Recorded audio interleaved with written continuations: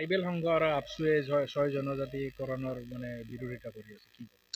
হয়, অতিকেই দুখজনক কথা। কাৰণ আমি ইমান দিনে আশা কৰিছিলোঁ যে এক নম্বৰ আমি ক'ব গ'লে যে আমি ইয়াতে ভাৰতৰ সংবিধান 342 আৰ্টিকেলৰ মতে আমি আমাৰ অধিকাৰখিনি আমি বিচাৰিছোঁ।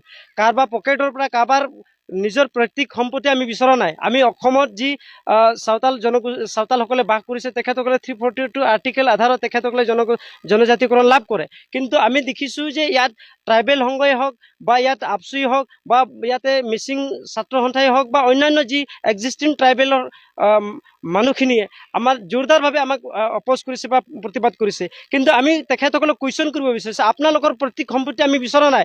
আমি ভাৰতৰ সংবিধানত যি লিপিবদ্ধ হৈ আছে সেই অধিকাৰখিনিয়ে বিচাৰিছোঁ। আমি গোটেই ভাৰতৰ আমি সৰ্বভাৰতীয় আমি এছ টি। কিন্তু ইয়াত যিসকলে বাধা প্ৰদান কৰিছে তেখেতসকলক জনাব বিচাৰিছোঁ যে আপোনালোকৰ পৰা আমি বিচৰা নাই। আমি ভাৰতৰ সংবিধানত যি লিপিবদ্ধ হৈ আছে চাওতাল জনগোষ্ঠীৰ যি অধিকাৰ, এই অধিকাৰখিনি বিচাৰিছোঁ।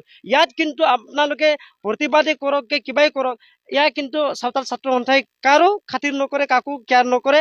আপোনালোকে আপোনাৰ মতে মানে প্ৰতিবাদ কৰক, কিন্তু ইয়াত কাৰোবাৰ নাম লৈ আপোনালোকে প্ৰতিবাদ কৰাটো আমি কেতিয়াও সহ্য কৰিব নোৱাৰোঁ। স্পষ্ট কথা, আপোনালোকে সময় থাকোঁতে বিবেচনা কৰাটো উচিত। অন্যথা আমাৰ যি আশা আকাংক্ষা যি অস্তিত্ব ইয়াত যুঁজ চলি আছে, ইয়াত সমস্যাত ভৰপূৰ আমাৰ চাওতাল ৰাইজ বা চাওতাল সমাজখন, তাত আপোনালোকে চাওতাল হিচাপে থিয় দিয়ক, সমাজ হিচাপে আপোনালোকে থিয় দিয়ক। নহ'লে অন্যথা আপোনালোকে ৰাজনীতি হিচাপে যদি আপোনালোকে জীয়াই থাকিব বিচাৰিছে আপোনালোকে জীয়াই থাকক। কিন্তু ইয়াত চাওতাল ছাত্ৰ সন্থাই যি উচিত সন্তুষ্ট বা উচিত সময়ত আপোনালোকে যথাৎ প্ৰত্যুত্তৰ দিবৰ কাৰণে সাজু হৈ আছে। যদি গণতান্ত্ৰিক আন্দোলনৰ পিছতো যদি চৰকাৰে মানি নলয় তেতিয়া কি পদক্ষেপ? সঁচাকৈ আমি গণতন্ত্ৰক বিশ্বাস কৰোঁ আৰু গণতান্ত্ৰিকভাৱে আমি আন্দোলন কাৰ্যসূচী ৰূপায়ণ কৰিছোঁ। আজিও ৰূপায়ণ কৰিছোঁ যে এই বাইক ৰেলী আমি গণতান্ত্ৰিকভাৱে কৰিছোঁ।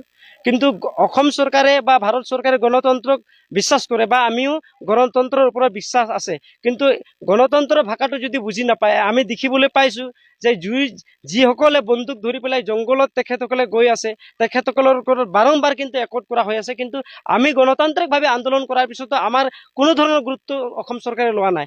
আমি গণতন্ত্ৰৰ ওপৰত বিশ্বাস আছে আৰু গণতন্ত্ৰৰ দ্বাৰাই আমি আন্দোলন কাৰ্যসূচী ৰূপায়ণ কৰি যাম। যদি সেই অসম চৰকাৰে কিন্তু আমাৰ গুৰুত্ব সহকাৰে নলয়, তেনেহ'লে জানুৱাৰী মাহৰ পৰা গোটেই স্কুল কলেজ আৰু তাৰ লগে লগে ট্ৰেইন আৰু ৰুট ব্লকেৰ নিচিনা কাৰ্যসূচী আমি ৰূপায়ণ কৰিবলৈ বাধ্য হ'ম।